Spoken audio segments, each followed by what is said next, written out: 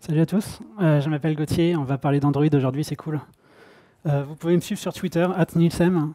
J'y tweete pas forcément des trucs intéressants, mais l'avantage c'est que je tweete pas souvent, donc vous pouvez me suivre, ça va être cool. Je suis super content d'être ici au DevFest, DevFest Nantes. On va parler de la boîte à outils du développeur Android de 2016. Alors avant de parler d'outils, c'est un peu lourd, on est en train de digérer là.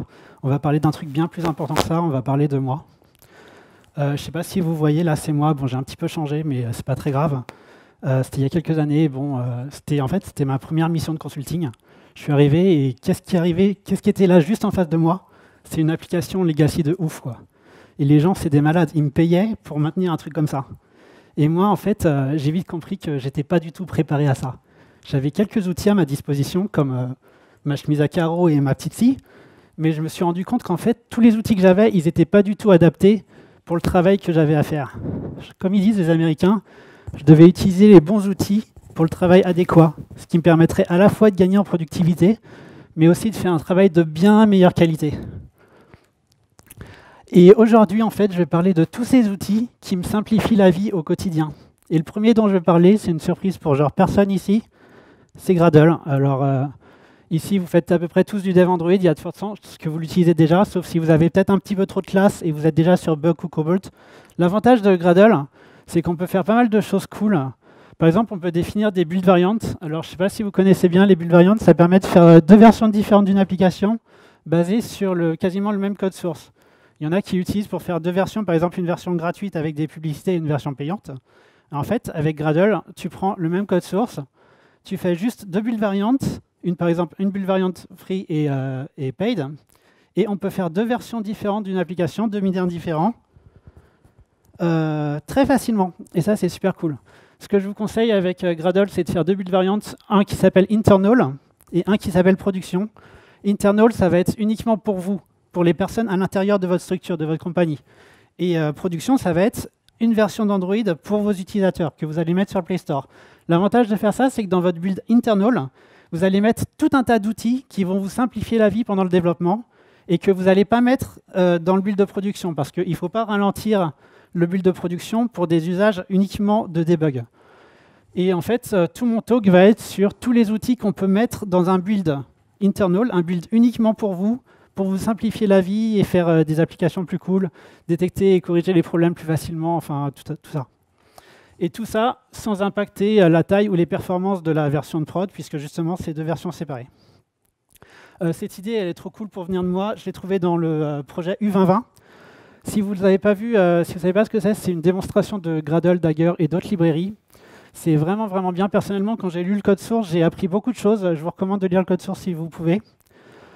C'est vraiment, vraiment une mine d'or pour tous les développeurs Android de lire ça. Et une fois que vous avez un build interne, vous pouvez faire pas mal de trucs. Par exemple, vous pouvez rajouter, si vous avez un menu drawer à gauche, vous pouvez rajouter uniquement dans votre build interne une entrée debug.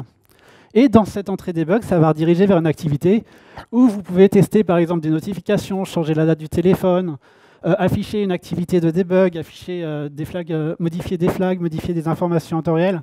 Vous pouvez faire plein de trucs comme ça. Je vous conseille vraiment d'avoir une version internal et de rajouter une activité de debug où vous pouvez vous simplifier la vie et rajouter plein de trucs.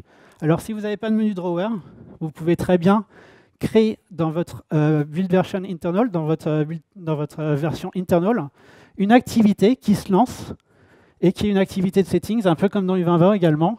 Et en fait, le manifeste merger de Gradle, il va cumuler les deux activités startable. Et quand vous allez faire une version internal, vous aurez deux activités startable, l'activité normale et l'activité de développement.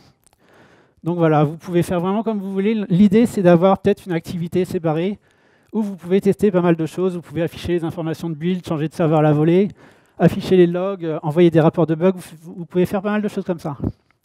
Du coup, ce que j'ai fait, c'est que je me suis inspiré de U2020 et j'ai créé ma propre application pour gérer les sessions que j'ai envie de voir pendant ce DevFest à Nantes. Le projet, il contient tous les outils dont je vais parler. À la fin du talk, il y aura encore le lien, vous pourrez prendre une photo. Et si vous êtes intéressé, vous pouvez cloner le projet, regarder le code source, et vous pourrez voir une implémentation réelle de tous les outils dont je vais parler.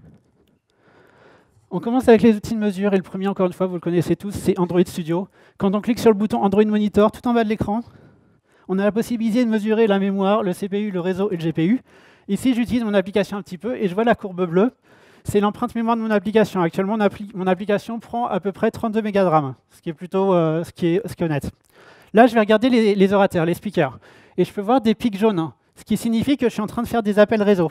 Et ça, c'est bien. Donc, je suis en train de faire des appels réseau, ça marche bien. Maintenant, je veux tester que mon cache d'images fonctionne bien.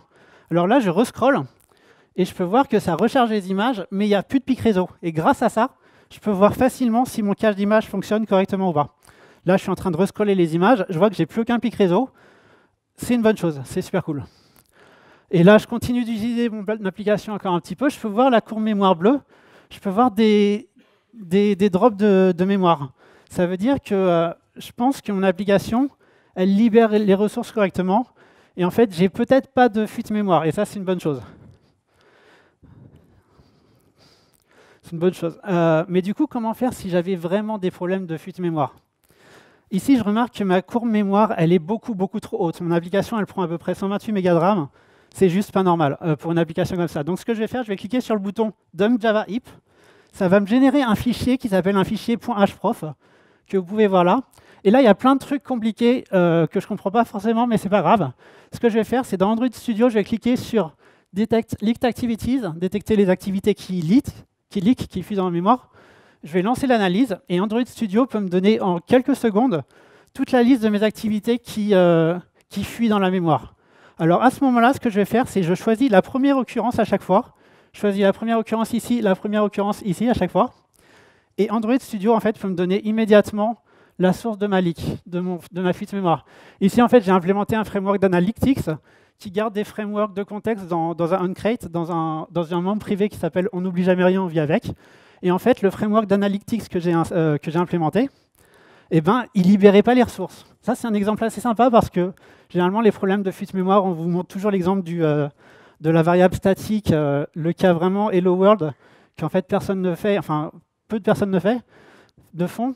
Là, c'est un exemple similaire. Plutôt que d'utiliser une variable statique, j'ai utilisé un enum, qui est une référence unique. Finalement, c'est la même chose. Donc, mon framework d'analytics, il est sous une forme de singleton. Et en fait, il garde des références de contexte, mais il a oublié de les détruire, enfin de les libérer de la mémoire quand mon activité est undestroyed. Et le problème, c'est que mon framework, il a des fuites mémoire. Et là, j'avais 50 activités qui restaient en mémoire à cause de ce framework-là. Alors ça, c'est inspiré d'une histoire vraie. J'avais utilisé un jour un framework d'analytics, une librairie qui fuitait un petit peu comme ça. C'était pas très malin. Donc, si vous implémentez des librairies et tout, soyez sympa, faites les choses bien, faites pas des trucs comme ça chez vous. Hein. Enfin, faites pas des trucs comme ça au travail non plus. Enfin, juste faites les choses bien. Et si jamais vous savez pas trop si vous avez des fuites de mémoire ou autre, utilisez Android Studio et vous pouvez le savoir facilement. Android Studio, maintenant, il permet de détecter très facilement et rapidement les fuites mémoire. C'est une super nouvelle. Si vous ne voulez pas dépendre d'un IDE pour ça, on en a parlé hier. Par exemple, si vous voulez détecter les fuites mémoire automatiquement à chaque pull request dans un test automatisé, lancé via un outil d'intégration continue, vous pouvez utiliser Leak Canary. En fait, ça se plug dans votre application. Et si jamais il y a une fuite mémoire, vous aurez une notification et vous pourrez le savoir. Donc voilà. Je ne sais pas si vous étiez là au talk d'hier. C'est vraiment très bien. PY, il a vraiment expliqué super bien comment comprendre et détecter les leaks avec Leak Canary. Si vous n'avez pas vu le talk, ce que je peux vous conseiller, deux choses. Soit vous créez une machine à remonter dans le temps et vous remontez à la date du 9 novembre. Ou plus simple, vous attendez que ça soit sur YouTube. Ça dépend de votre motivation, mais c'est vraiment un talk incroyable, donc n'hésitez pas à aller le voir. Maintenant, on va mesurer le framerate de notre application. Pour qu'une application tourne bien, il faut à peu près que ça soit en 60 frames par seconde. Pour ça, vous pouvez utiliser la librairie Tact. Alors, c'est une entrée dans votre build.gradle et une entrée dans votre application.java. Et vous avez automatiquement un compteur de frames par seconde. Ici, quand je lance des speaker dialogue, des dialogue framements, on peut voir que j'ai un frame drop de 60 fps à 40 fps. Donc, si vous voulez savoir si votre application tourne de manière fluide ou pas, vous pouvez utiliser Tact. C'est 2 lignes à écrire en plus dans votre application. Et puis, vous avez ça automatiquement, c'est sympa. Pour rappel, si vous voulez que votre application tourne de manière fluide en 60 frames par seconde, vous devez vous assurer que le code écrit dans le thread UI ne prend pas plus de 16 millisecondes à s'exécuter, parce que 16 millisecondes, c'est la durée d'une frame si on target du 60 fps. Et pour connaître justement rapidement le temps d'exécution d'une méthode, par exemple, vous avez une méthode, vous pensez qu'elle est un petit peu lente, ce que vous pouvez faire, vous utilisez le plugin Hugo, plugin Gradle Hugo. Encore une fois, c'est une entrée dans votre build.gradle. Et vous préfixez les classes ou les méthodes avec une annotation @debuglog, et vous aurez immédiatement un log de tout ce que vous avez préfixé. Par exemple, ici, ma méthode initGraph a pris 13 millisecondes à s'exécuter, ce qui est plutôt OK. Et ma méthode onCreate a pris 73 millisecondes, ce qui est un petit peu trop. Donc grâce à Hugo, j'ai pu savoir très facilement le temps d'exécution de mes méthodes. Et ça a pu me loguer un peu tout, c'est assez sympa. Pour consulter les logs de votre application, je vous recommande fortement d'utiliser Pitcat, qui est un logcat en ligne de commande qui est en couleur et qui vous permet de filtrer par package name ou par tag. Ici, je fais Pitcat, espace, mon package name, et je peux voir immédiatement mes logs de manière assez lisible et filtrée. J'ai que les logs qui concernent mon application et pas les logs qui concernent d'autres applications. C'est vraiment sympa. Si vous êtes sous Mac, vous pouvez l'installer avec Homebrew, vous installez Pitcat. Si vous êtes sur Linux, vous avez des package managers qui ont déjà Pitcat installé. Sinon, ça s'installe facilement. Personnellement, quand je développe sur Android, j'ai toujours un terminal ouvert avec un Pitcat qui tourne. Comme ça, dès que j'ai un petit problème, je veux voir les logs, je regarde directement dans Pitcat et c'est cool. Enfin, si vous utilisez Dagger, et vous avez sûrement vu que des fois, fournir certains objets dans le graphe de dépendance, ça prend un petit peu de temps. Si vous voulez voir combien de temps ça prend pour fournir certains objets dans le graphe de dépendance, vous pouvez utiliser Android DevMetrics, encore une fois, une ligne dans le build.gradle, une ligne dans le fichier application, et là, on peut voir que fournir Picasso, ça a pris 14 millisecondes, et fournir le client OK HTTP, 42 millisecondes. Donc, vous avez vraiment tout un tas d'outils pour la mesure de performance. Vous choisissez vraiment l'outil que vous voulez. On va arrêter de parler d'outils de mesure. On va se concentrer sur la qualité du code. Alors là, on a encore une fois tout un tas d'outils à notre disposition. On a du lint, du error prone, du infer. Si vous venez du siècle dernier, vous connaissez peut-être déjà PMD, checkstyle, findbugs. Tout d'abord, vous devez utiliser lint. Lint, c'est super utile, surtout sur Android, parce que par exemple, quand vous écrivez des layouts qui ne sont pas optimisés, lint peut vous dire hey, ces layouts-là, ils pourraient être un petit peu plus optimisés, mieux. Si vous appelez une méthode qui ne se lance pas dans un SDK Android assez vieux et que votre application supporte cette version d'API, par exemple, vous utilisez une méthode qui n'existe pas dans API 14 et vous vous en êtes pas rendu compte parce que vous développez avec, par exemple, API 25, eh ben, Lint peut vous dire, attention, les utilisateurs qui lanceront ICS ou autre, ils auront un crash à ce moment-là. Donc, si vous êtes développeur Android, utilisez Lint pour Android, ça c'est évident, enfin, faites-le tous. Ensuite, je vous recommande d'utiliser SonarLint. SonarLint, c'est un plugin pour Android Studio qui a un peu le même rôle que Lint, mais qui se concentre plus sur l'analyse statique du code Java. C'est-à-dire qu'à chaque fois que vous allez écrire une ligne Java sous Android Studio, SonarLint, il va vous dire hey, cette ligne-là, elle a peut-être des bugs potentiels parce que ci, parce que ça, voilà. On peut voir un exemple ici. Là, j'étais un petit peu bourré. Non, je ne dois pas dire ça, c'est filmé. Putain, merde. Enfin, non, putain, bref. Faut pas que je dise des gros mots. Là, j'étais un petit peu fatigué, c'est super. Et j'ai écrit plein de code qui est un petit peu pas très bien. Par exemple, j'ai des imports qui sont inutiles. J'ai inversé le rôle des modifieurs. J'ai des final private au lieu de private final, par exemple. J'ai des choses publiques qui ne devraient pas être. Voilà. J'ai des parenthèses inutiles. En soi, mon code, il fonctionne. Mais c'est juste que y a plein de choses qui ne vont pas et qui vont rendre la maintenabilité du code un petit peu plus difficile. Et en fait, SonarLint, à chaque fois que vous écrivez quelque chose, il vous lance un warning, il vous dit hey, tu devrais enlever ce membre privé things parce que finalement, personne ne l'utilise, ou tu as mis des parenthèses là, ça ne sert à rien. Ce qu'il faut, en fait, c'est considérer les outils d'analyse statique de code comme des amis qui peuvent vous donner des conseils à chaque fois sur comment écrire un code meilleur. Et la chose à savoir, c'est qu'il ne faut absolument pas croire ces outils d'analyse de code à 100%, parce que des fois, ça dépend du contexte. Et ces outils d'analyse statique de code peuvent vous dire « Attention, tu as fait une erreur », alors qu'en fait, vous n'avez pas fait d'erreur, c'était volontaire. Ça dépend des cas, mais généralement, lisez ce qu'ils vous disent, c'est vraiment très utile. Donc là, Lint et le plugin SonarLint pour Android Studio. Si on souhaite plus de métriques, on peut utiliser SonarQube, je pense que vous connaissez tous ici, qui nous donne un aperçu de la complexité générale d'un projet et de sa dette technique. C'est une application qui tourne sur un web server. Ce que je vous conseille, c'est d'utiliser Docker pour ça. Pourquoi ? Parce que Personnellement, moi j'ai deux machines, une machine professionnelle, une machine personnelle. Quand je fais du travail, parfois chez moi sur ma machine, je n'ai pas forcément envie d'installer tout un tas d'outils qui vont modifier la configuration de ma machine. Alors j'utilise Docker généralement, je prends mon conteneur, hop, c'est installé directement et je peux commencer à travailler facilement. Donc là, si vous voulez utiliser SonarQube, je vous conseille d'utiliser un Dockerfile. Vous avez une version déjà dans Docker Hub, donc utilisez Docker directement. Ensuite, vous lancez 2 lignes et vous avez votre SonarQube. L'autre avantage de Docker dans le développement Android, c'est par exemple si vous si vous compilez Android depuis les sources, vous faites vos propres ROM custom, vous savez que c'est tout un tas de dépendances assez complexes à mettre en place la première fois. Vous faites ça dans un conteneur Docker pour vous simplifier la compilation de ROM cooking et ça sera beaucoup plus simple pour vous. Et aussi pour SonarQube, vous avez un petit peu de configuration de votre build.Gradle. Donc en gros, c'est pas très important. Le premier bloc là, c'est le nom du projet d'FS Nantes. Deuxième bloc, c'est là où se trouve le serveur SonarQube. Et troisième bloc, c'est là où se trouvent les résultats des tests unitaires. Si vous voulez que SonarQube vous donne des informations sur la couverture de tests, la couverture de code. Ensuite, encore une fois, vous lancez Gradle espace SonarQube et ça va vous lancer l'analyse statique de code via SonarQube. Ici, on peut voir un rapport de mon application grâce à SonarQube. Alors ici, SonarQube me dit que mon application a 3 bugs, 450 code smells, 16 jours de dette technique. Elle a aussi 4% à peu près de tests unitaires, ce qui n'est pas beaucoup, et 57 tests. Alors là, 16 jours de dette technique, qu'est-ce que ça veut dire? Ça veut dire simplement que si jamais je veux que mon application elle soit parfaite en termes de lisibilité, de maintenabilité, et qu'elle n'ait pas de bug, il faut que je passe 16 jours, pas pour créer de nouvelles fonctionnalités dans mon application, mais 16 jours à corriger les problèmes existants.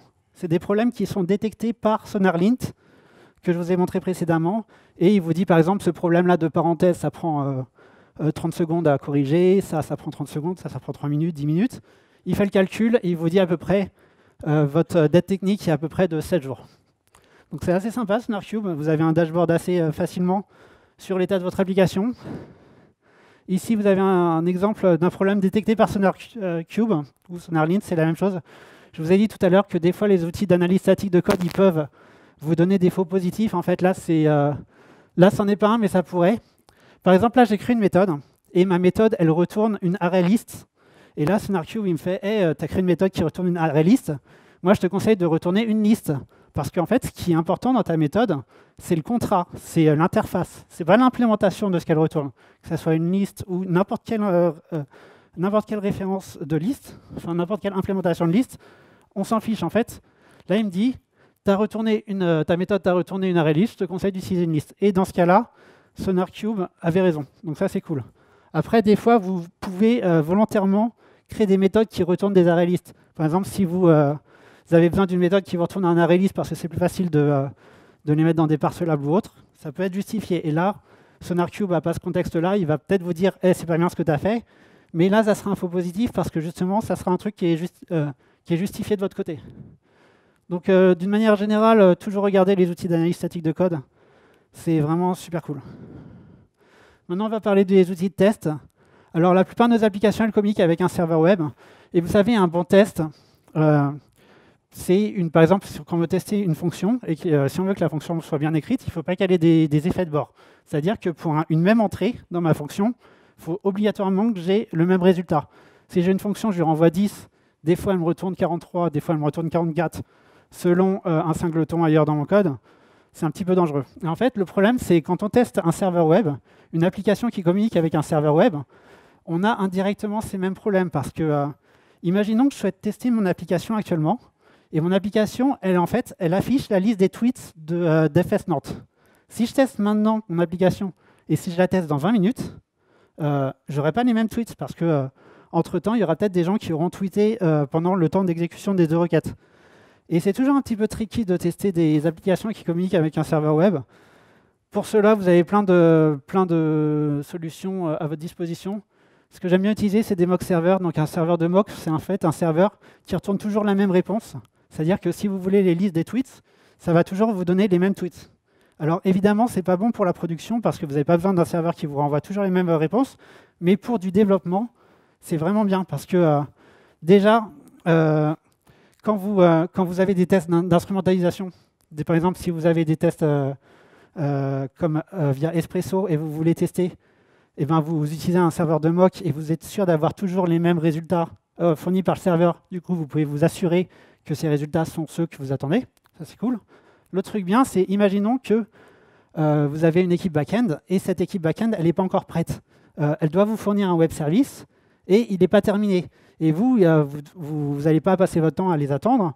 Il faut commencer le développement. Alors, ce que vous pouvez faire, vous faites un serveur de mock, vous créez votre propre faux web service qui va vous retourner le résultat attendu et vous pouvez commencer le développement. Vous pouvez anticiper des développements si un back-end n'est pas prêt, par exemple.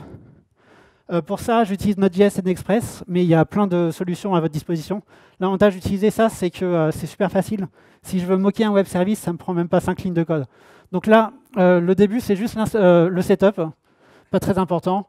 La fin, c'est juste démarrer le code, démarrer le serveur de mock. Et en fait, là, c'est mon web service qui est moqué. Si je veux moquer des web services, je mets plein de blocs ici. Et en fait, là, ça veut dire que quand je fais un HTTP GET vers /speakers, mon serveur va me retourner du JSON et il va me retourner en fait le contenu de ce fichier statique speakers.json en UTF-8. Donc là, j'ai moqué un service web en 4 lignes de code. Et c'est super cool.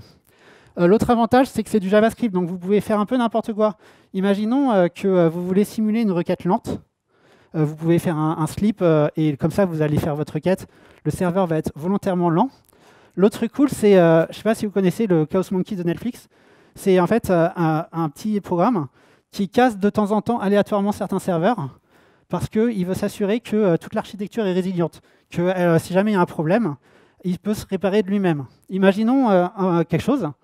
Vous avez une application web qui fait une requête. Si cette requête échoue, imaginons que vous souhaitez que votre application recommence la requête, et ben vous pouvez aléatoirement casser des requêtes et vous assurer que votre application fonctionne bien. Vous pouvez vraiment faire ce que vous voulez puisque c'est du JavaScript. C'est scriptable, vous pouvez coder ce que vous voulez. Là, quand j'ai créé l'application DevFest Nantes, je n'avais pas encore accès à l'emploi du temps de DevFest. Donc ce que j'ai fait, c'est que je me suis créé en 10 minutes un serveur de mock avec des chats, parce que pourquoi pas. Et du coup, là, j'ai pu commencer les développements de mon application DevFest avant même d'avoir l'emploi du temps. Une fois que l'emploi du temps était disponible, ça m'a pris 1 heure. J'ai changé le endpoint vers le vrai serveur de DevFest. Et ça m'a permis de voir qu'en fait, j'ai gagné beaucoup de temps parce que je n'avais pas à attendre l'équipe back-end dans ce cas-là.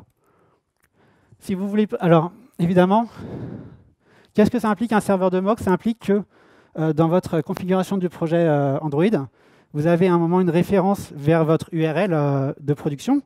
Et lors du développement, vous devez changer cette référence vers une URL de test. Vous devez changer l'URL de votre serveur de mock, tout simplement.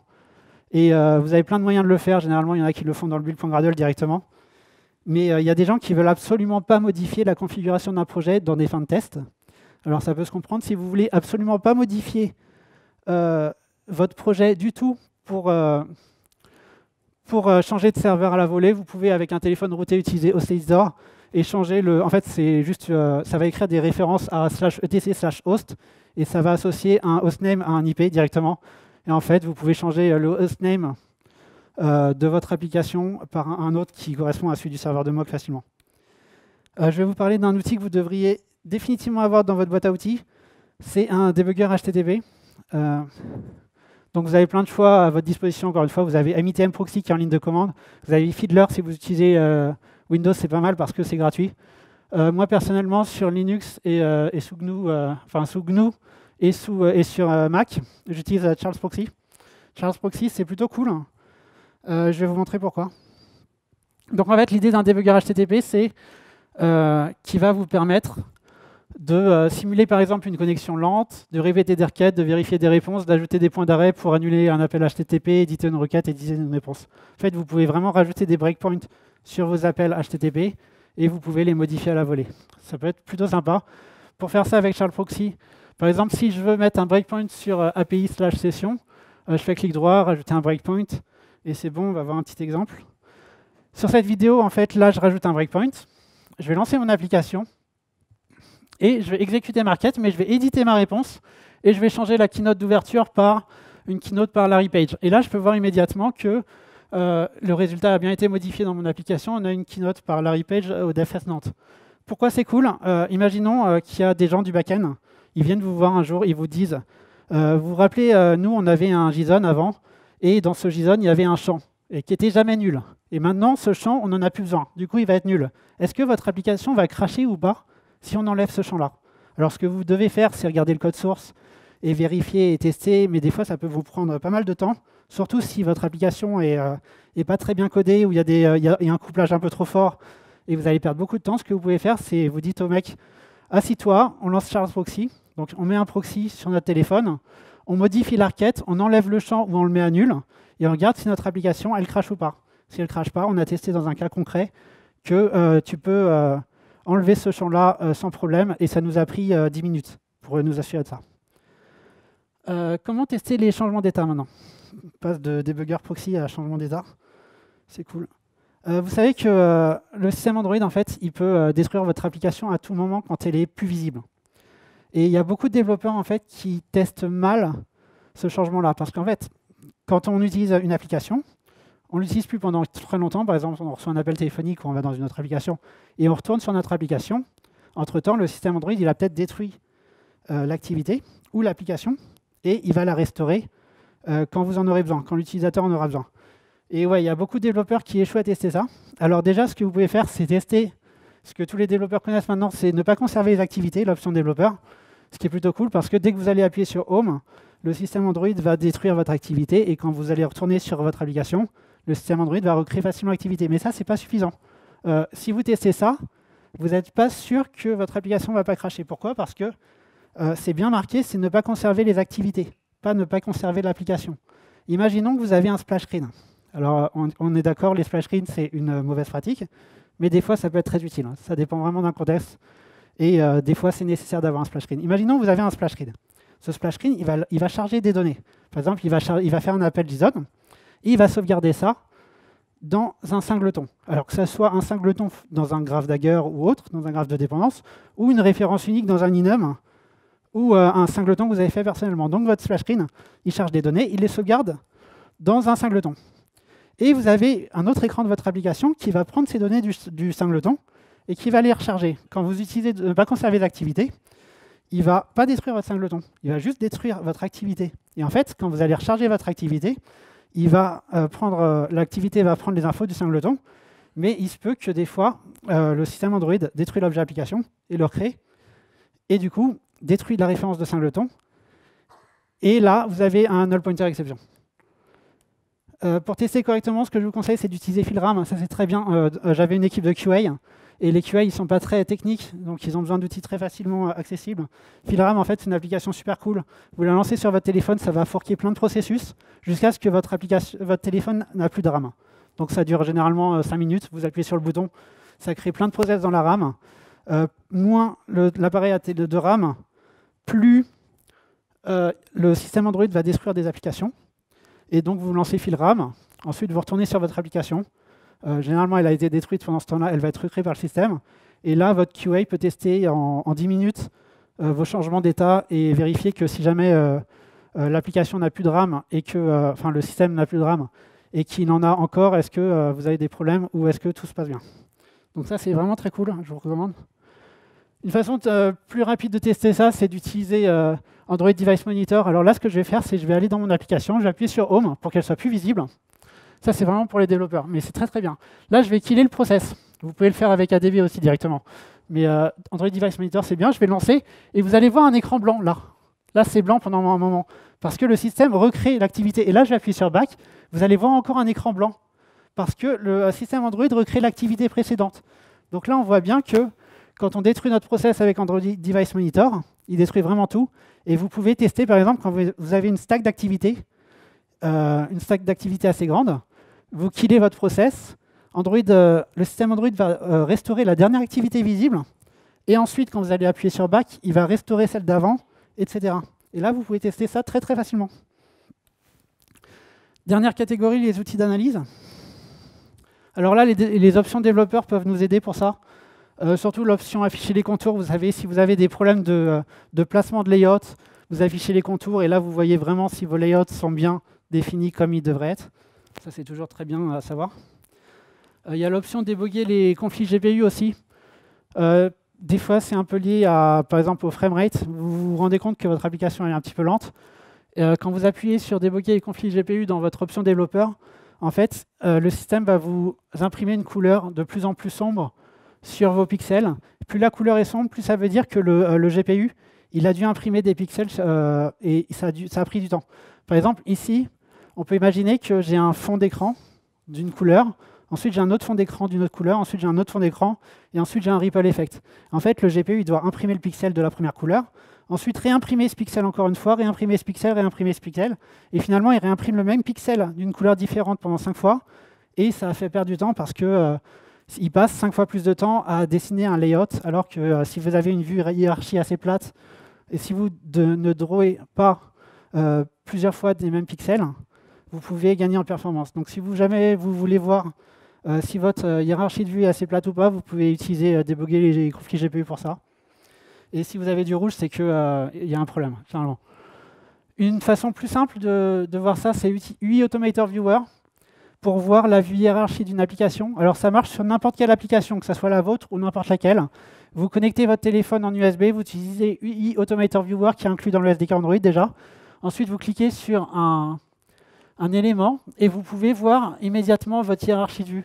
Et ça, c'est super cool parce que, imaginons que j'ai envie que le texte Jean-Philippe soit écrit en gras. Alors, je clique sur ce texte et là, je peux voir immédiatement l'identifiant de ma vue. Et finalement, je sais que ma vue s'appelle Schedule Day Entry Speaker Name. Je peux grepper dans mon code source cette référence-là et je pourrais mettre cette vue en gras plus facilement. Donc ça, c'est vachement bien parce que ça vous permet à la fois de voir votre vue hiérarchie, si elle est plate ou pas, et aussi de voir les identifiants des vues.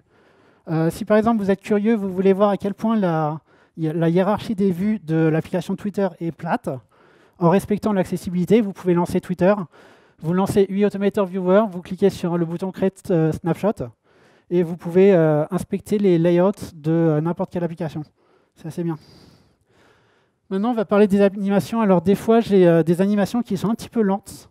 Ou non, on va dire... des fois, j'ai des animations et elles glitchent, c'est-à-dire elles font un comportement et à un moment, il y a un truc bizarre qui se passe, mais les animations, elles passent tellement rapidement qu'en fait, j'ai pas eu le temps de voir vraiment quel était le problème. Donc mon animation était trop rapide, ça fait un truc fluide au début, ensuite ça fait un truc bizarre et ça continue. Alors pour débugger des animations facilement, la première chose que vous pouvez faire, encore une fois, c'est les options développeurs. Vous augmentez l'échelle d'animation, et en fait, ça va ralentir les animations en x5. Ça peut être sympa. Moi, ce que je fais généralement quand je veux débugger des animations, je fais tout simplement un screencast. Avec AP19, vous pouvez faire un screencast très facilement. Et ensuite, je le lis avec VLC. À chaque fois que j'appuie sur la touche E de mon clavier sur VLC, je peux voir frame par frame. Donc là, j'ai envie de voir comment, par exemple, Google Play a fait sa transition d'activité. J'ai fait un screencast de cette animation. Ensuite, je l'ai ouvert sur VLC. Et j'ai appuyé sur la lettre E de mon clavier à chaque fois pour voir frame par frame. Pour commencer, donc là je lance mon navigation, j'appuie sur E et je peux vraiment voir comment ça a été fait. Donc il y a des béchelles pour screen record pour faire le screencast et pool pour récupérer le fichier vidéo. C'est assez simple. Maintenant on va parler d'outils de décompilation. Alors si vous avez le besoin d'analyser la sécurité de vos applications, et en fait vous avez ce besoin, si vous ne le savez pas encore, vous avez ce besoin, vous pouvez utiliser le trio APK Tool d'Exoujar et JDGui. Ça va vous permettre de voir le code source qui est à l'intérieur de votre application. Alors, vous ne devez pas oublier que à chaque fois que vous uploadez un APK sur le store, à chaque fois que vous donnez un APK à vos utilisateurs, vous donnez indirectement à vos utilisateurs le code source de votre application. Parce que eux, ces utilisateurs, ils peuvent très bien analyser le code source et ils pourront le voir. Par exemple, ils peuvent faire APK Tool D pour décompile l'APK. Ensuite, ils récupèrent le fichier DEX qui transforme en .jar. Et avec Java Decompiler, ils peuvent ouvrir le .jar très facilement et voir le code source. J'avais une mission de consulting un jour, et en fait, mon client, dans son application Android, il y avait des mots de passe et des hostnames de FTP. Et en fait, j'ai décompilé l'application, j'ai vu un login mot de passe FTP, et n'importe qui en fait pouvait se connecter sur un FTP interne à la compagnie et modifier des données, et c'était un petit peu n'importe quoi. Donc, n'oubliez pas qu'à chaque fois que vous donnez un APK à vos utilisateurs, vous donnez indirectement le code source. Et c'est toujours très intéressant de savoir qu'est-ce que vous donnez à vos utilisateurs. Alors bien sûr, vous pouvez utiliser des outils comme ProGuard pour obfusquer le code source, du coup, il va être un petit peu plus difficile à lire, mais il restera lisible quand même.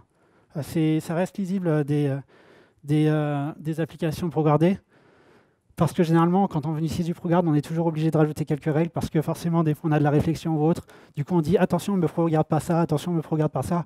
Et quand on a une application très grande, on a généralement beaucoup de règles ProGuard. Et finalement, les gens ils peuvent très bien voir le contenu de votre application. Donc, vous utilisez ce trio-là. Plus facilement, vous avez Jadex.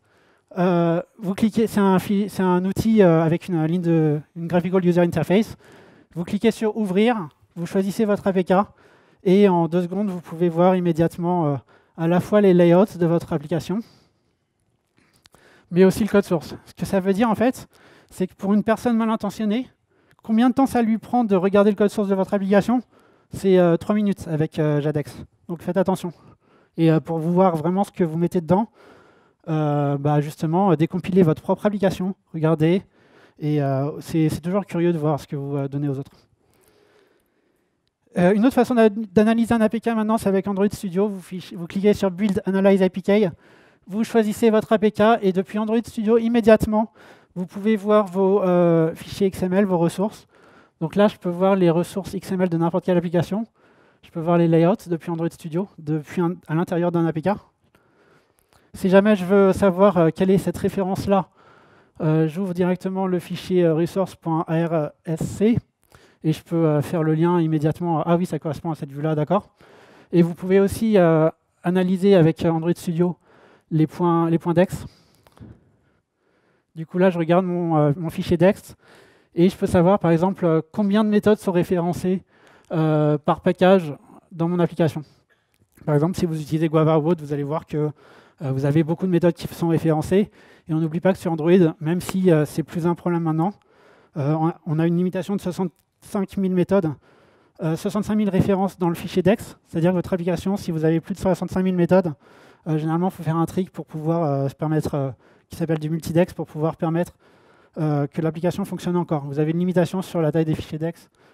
Et si vous voulez voir, quand vous intégrez un SDK, par exemple d'Analytics ou d'autres, combien de méthodes ça va rajouter dans votre application, vous utilisez Android Studio directement, c'est très bien. Il me reste 15 minutes, c'est super cool parce que je vais parler de l'outil que j'utilise le plus et que j'aime le plus, c'est Steto. Alors Steto, c'est un outil qui est fait par Facebook. Ça vous permet d'inspecter en temps réel votre application depuis le navigateur Google Chrome. Si vous êtes développeur web, vous connaissez la console web en bas pour pouvoir analyser votre Document Object Model et voir un petit peu comment ça se passe. Avec Steto, vous pouvez faire pareil. Vous lancez Google Chrome, chrome://inspect, vous cliquez sur Inspect, vous cliquez sur la petite loupe à gauche. Ensuite, vous touchez sur votre téléphone la vue qui vous intéresse et vous pouvez voir immédiatement dans un navigateur web votre vue hiérarchie structurée un petit peu comme un Document Object Model. Donc là, c'est vraiment cool. Imaginons que je suis en train de développer une application, il y a quelqu'un qui me fait « ouais, tu peux mettre cette vue-là en gras », comme j'ai dit tout à l'heure. Je clique sur la loupe, je clique sur la vue qui m'intéresse et en 2 secondes, je peux savoir quel est l'identifiant de cette vue. Ici, c'est Schedule Day Entry Speaker Name. Ensuite, je grep pour voir où se trouve cette référence dans mon fichier XML de layout. Je mets le texte en gras et puis c'est réglé. C'est super cool Steto pour analyser sa vue hiérarchie. C'est aussi bien pour analyser ses requêtes réseau. Donc Steto, c'est quelques lignes de votre application dans le build interne. Et ensuite, vous avez toute cette option d'analyser votre application en temps réel depuis un navigateur web. Ici, j'ai lancé mon application, j'ai vu que j'ai 3 requêtes qui ont été faites. Donc ici, j'ai ma liste des speakers pour DFS Nantes. Je peux voir les headers HTTP, les réponses. Là, je vais regarder les orateurs, donc je peux voir les images qui transitent dans le réseau. C'est assez cool pour voir pour débugger des appels réseau, pour voir ce qui se passe un petit peu quand vous utilisez votre application. Et l'outil que j'aime bien aussi, c'est l'onglet ressources dans Steto, qui vous permet de modifier en temps réel les données persistées dans votre application. Ici, c'est un chat de préférence. Donc, j'ai envie, par exemple, d'être notifié quand une session commence. Donc là, je peux voir que c'est mis à true. Et je peux voir en temps réel dans mon navigateur Google Chrome que la variable est mise à true. Si je la décoche, je peux voir en temps réel qu'elle a été mise à false. Mieux, je peux modifier en temps réel les données de mes shared préférences depuis Google Chrome. Donc là, imaginons que je remplace cette valeur, je la mets à true. Vous allez voir que quand je retourne sur l'écran, tout simplement, ça va être cogé. Parce que j'ai modifié en temps réel, grâce à Google Chrome, les données persistées de mon application dans des shared préférences. Ça ne marche pas qu'avec des shared préférences, ça marche aussi avec une base de données SQL ou avec Realm. Si vous préférez Realm par rapport à SQL, vous pouvez voir le contenu de votre base de données SQL en temps réel depuis un navigateur à tout moment. Tout ce que vous voulez faire, par exemple, quand vous voulez voir le contenu d'une base de données SQL, vous utilisez votre téléphone, vous le pluguez en USB sur votre ordinateur, vous lancez Google Chrome et vous pouvez même faire des requêtes SQL. Donc là, je fais select equals from speakers where ID equals 42 et je peux voir immédiatement mon speaker 42. Si je veux supprimer les selected sessions, je fais delete from selected session. Donc Steto, c'est vachement bien parce que ça nous permet de modifier en temps réel les données persistées de notre application, que ce soit du Realm, du SQL ou de la charte préférence. Et le meilleur pour la fin, Dump App. Alors Dump App, c'est un outil en Python qui est inclus dans Steto. Parce que bon, c'est bien joli de débugger une application en temps réel avec un navigateur web, mais nous, on est des vrais, quoi. Enfin, on est des développeurs. On ne va pas utiliser un navigateur pour débugger une application. Ça n'a pas de sens. Alors, on va couper notre moustache de hipster, on va se faire pousser la barbe, et on va utiliser un terminal pour débugger nos applications en temps réel. Et en fait, Dump App, c'est ça. C'est un outil qui nous permet de débugger nos applications en temps réel, cette fois pas en utilisant Google Chrome, mais en utilisant un terminal, un shell. C'est un petit peu comme un REPL pour Android, un Read Eval Print Loop.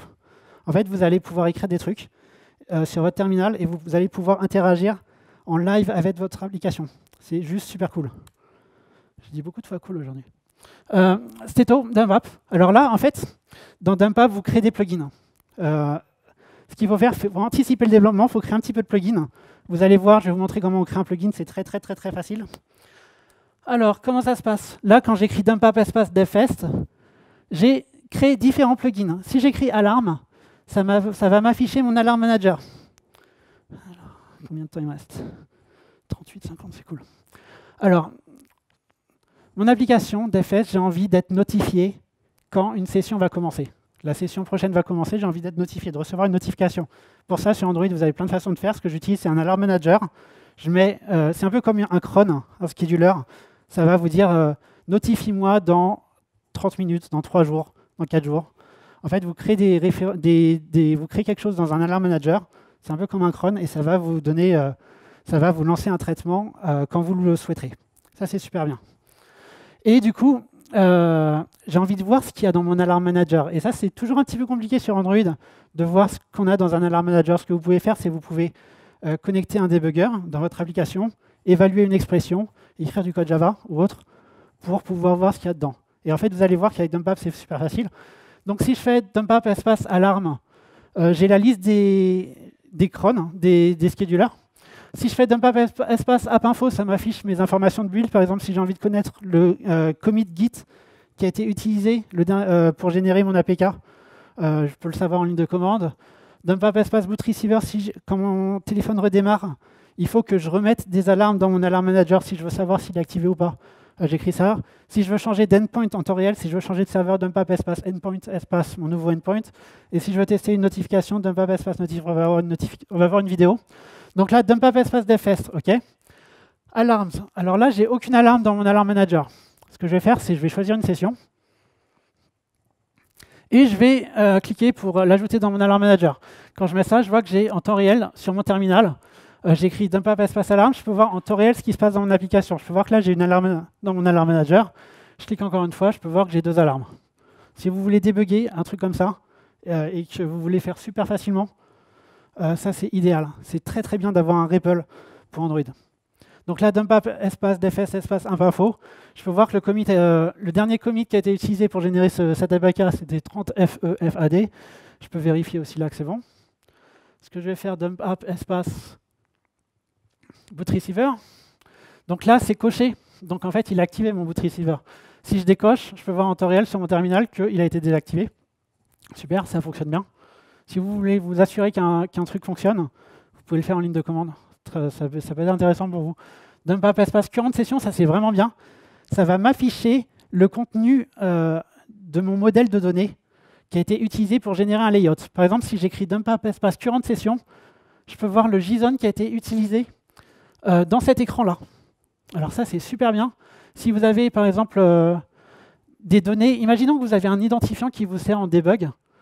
qui n'est pas visible ici. Vous pouvez faire dump app espace identifiant et vous pouvez voir quel est l'identifiant de cette vue, par exemple. Là, je peux voir quel a été le contenu du JSON que j'ai reçu pour générer cet écran. Donc j'avais écrit dump app espace current session et je pouvais voir le JSON qui était utilisé. Dump app espace endpoint get, je peux voir que j'utilise actuellement un endpoint de production. Ce que je vais faire, c'est que je vais changer, je vais utiliser un mock server à la place. Donc j'utilise mon application, je la connecte en USB sur mon ordinateur, je lance un terminal, j'écris dump app espace endpoint espace set, le endpoint de mon serveur de mock. Je clear tout pour m'assurer que tout se passe bien. Je relance mon application et là j'ai changé mon serveur en temps réel. Donc avant j'avais mon serveur de production, je suis passé immédiatement dans un serveur de test, juste avec un terminal. J'ai connecté mon téléphone en USB, j'ai mis dump app set prod, et puis ça m'a directement changé le endpoint. Alors, donc je vous l'ai dit, débugger les alarmes de l'Alarm Manager, c'est assez compliqué. Et ça peut vous aider pour ça. Là, dump app espace notif, pour simuler une notification, si je veux voir qu'elle s'affiche bien comme il faut. Donc j'écris ça, et à chaque fois que j'écris ça, ça va me lancer une notification. C'est bien. D'autres exemples que vous pouvez faire avec dump app. Imaginons que vous avez une communication avec des serveurs web via OAuth, et vous voulez voir quel est votre OAuth token.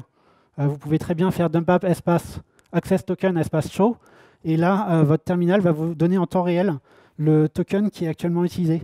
Mieux, vous voulez invalider votre token OAuth. Par exemple, imaginons, on fait des appels REST, et ça fait 2 jours que l'utilisateur n'a pas utilisé l'application, il a été déconnecté. Donc votre application va faire un appel, le serveur va dire « Attention, le token a été invalidé ». L'application, qu'est-ce qu'elle va faire? Elle va demander un nouveau token, récupérer ce token et refaire le même appel.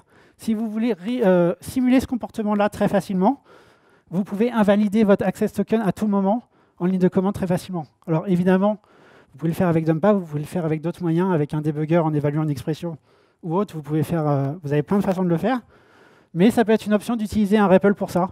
Si vous voulez copier des informations dans un clipboard, afficher votre Firebase Cloud Messaging Token, afficher les données de géolocalisation où se trouve l'utilisateur actuellement, ou tout simplement quels sont les services qui tournent en temps réel actuellement dans mon application. Vous pouvez utiliser un REPL pour ça.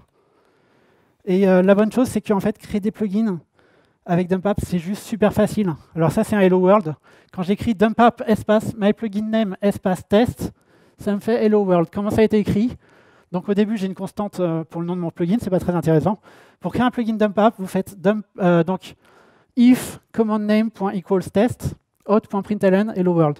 Donc en fait, vous scriptez vraiment ça comme vous voulez. Tout à l'heure, j'avais fait si my command name equals alarm manager. Là, je fais du traitement pour voir ce qu'il y a dans mon alarm manager et je print sur ce out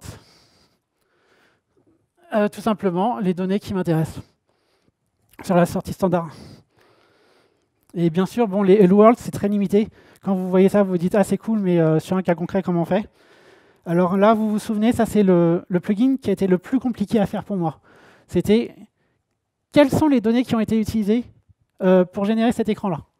Quand j'écris dump app espace current session, comment j'ai fait pour faire un plugin qui m'affiche ça? La première chose que j'ai fait, j'ai créé donc j'utilise Dagger, donc j'ai un graphe de dépendance. Et dans mon graphe de dépendance, j'ai un activity provider qui m'envoie toujours une référence de mon activité qui est actuellement visible. C'est tout simplement, depuis API 15, je crois, vous avez un activity lifecycle callback. Quand vous avez un activity resume, ce que je fais, c'est que je garde la référence de mon activité. Et quand elle est pause, je la délète. Donc maintenant, dans mon graphe de dépendance, dans mon build internal, pas en production, j'ai une façon d'avoir toujours l'activité qui est visible. Je peux l'avoir à tout moment grâce à mon graphe de dépendance. Là, j'ai créé mon plugin, dump app. Si mon activité, c'est une instance de session details activity, donc si je suis dans l'activité qui m'intéresse, j'utilise de la réflexion pour accéder au contenu de mon membre privé. Alors, je pourrais très bien mettre mon membre public, mais modifier la visibilité pour des fins de test, ce n'est pas forcément très intéressant. Donc là, j'utilise de la réflexion pour accéder à ma variable session, tout simplement. Et ce que je fais, c'est que j'utilise JSON pour pretty printer, pour rendre cette variable jolie. Donc je transforme en JSON mon membre de classe qui s'appelle session, et je le mets dans mon writer.println. En fait, j'utilise dump app depuis à peu près un an, un peu plus d'1 an. Et Le plugin le plus dur que j'ai eu à faire jusqu'à présent, j'ai créé peut-être une trentaine de plugins pour des fins professionnelles. C'était un plugin qui m'a pris 15 lignes de code. Donc en fait, c'est très très facile. Je vous recommande vraiment d'utiliser les plugins, de créer des plugins d'AppApp. Dernier truc cool avec Steto, il nous reste un petit peu de temps. Vous pouvez voir vos logs en temps réel. Vous avez un onglet console pour ça. Et vous pouvez utiliser Rhino qui va vous permettre d'interagir avec votre application en JavaScript. Donc quand j'appelle la méthode activity, ça va simplement me retourner ma référence d'activity qui est fournie par mon activity provider qui est dans mon graphe de dépendance, le truc qu'on a vu tout à l'heure. Et en fait, pour faire ça me permet de voir toutes les données à l'intérieur de mon activité. Et pour l'écrire, ça m'a pris 6 lignes de code avec Steto. Alors, en vrac, puisqu'il nous reste 3 minutes, deux outils cool, ADB, vous pouvez faire plein de trucs avec. Ouvrir un deep link. Vous avez un plugin pour IntelliJ, ADB IDEA, qui vous permet de faire des trucs avec ADB aussi. Si vous voulez prendre un screenshot facilement, donc ADB, c'est bien, on le sait tous. Postman, si vous voulez tester rapidement des appels REST. Lokito, si vous voulez simuler un trajet géolocalisé à une certaine vitesse. Si vous voulez, vous avez peut-être des applications qui dépendent de la géolocalisation. Si vous voulez simuler un trajet comme ça, vous pouvez utiliser Lokito. Très bien. Accessibility Scanner, si vous voulez voir tous les problèmes d'activité de votre application, vous installez ça depuis le Play Store, vous cliquez sur un bouton et immédiatement, il peut vous dire, là, tu as utilisé du texte qui est trop clair par rapport au fond d'écran, par exemple. Et les personnes qui ont des problèmes de vue, ils vont peut-être avoir des problèmes à voir ça. Accessibility Scanner, c'est très bien. Ça analyse tous les problèmes d'accessibilité de votre application. Et Visor, c'est l'outil que j'ai utilisé pour faire des screencasts. À chaque fois que je vous ai montré des vidéos de mon téléphone, en fait, c'était mon téléphone connecté en USB. Et j'utilisais Visor pour interagir avec mon téléphone depuis mon ordinateur. En conclusion, j'ai partagé avec vous quelques-uns des outils que j'utilise quotidiennement. Alors, le message que je veux faire passer, c'est simplement de choisir selon vos besoins et vos préférences. Alors, votre boîte à outils, elle peut être complètement différente de la mienne, et c'est tant mieux. Peut-être que vous préférez Systras, Classic Shark, Po, Layoutcast, SQL Scout. Vous avez plein d'outils sur Android pour simplifier la vie. L'idée ici, c'est de prendre du temps, si vous ne l'avez pas encore fait. Vous faites votre propre boîte à outils en prenant des outils disponibles depuis Internet. Et si jamais vous avez des besoins particuliers et vous ne trouvez pas de réponse à ces besoins, créez les vôtres, mettez-les open source, et puis tout le monde en profitera. Et en fait, le titre, il était juste pas bon du tout. C'est absolument pas la boîte à outils du développeur Android de 2016, mais c'est un exemple d'une boîte à outils pour Android. Ça, c'est le vrai titre, qui est un petit peu moins attractif, mais plus réaliste. Et je vais finir là-dessus. DevFest Nantes, c'est vraiment cool. Merci aux sponsors, merci aux orgas. Vraiment, vraiment, merci à tous. Merci à vous. N'oubliez pas de forker le projet. Si vous voulez voir tous les outils, l'implémentation de DevApp, Steto, etc., vous forquez ce projet-là, vous pouvez voir une implémentation concrète de tous ces outils. Les slides sont dispo dès à présent sur SlideShare, si vous voulez les voir. Je ne sais pas si on a un petit peu de temps pour des questions, sinon vous me voyez en off ou sur Twitter. Vous me posez des questions, je peux répondre avec plaisir. Merci.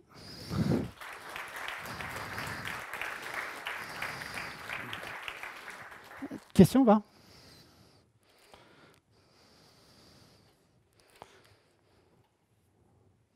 Ok. Merci.